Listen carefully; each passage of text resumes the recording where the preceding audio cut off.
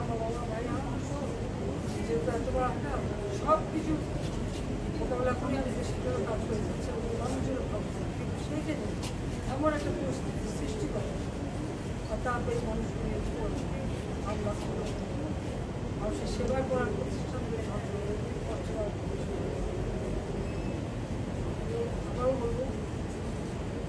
দেশবাসীকেই বলবো যারা এই ধরনের জঘন্য কাজ করে কোথায় কি আছে খুঁজে বের করা তাদের উপযুক্ত শাস্তি দেওয়া যে আর কখনো এসে মানুষের জীবনে কিছু নেই দেখতে না এটা আমি কখনো চাই কখনো চাই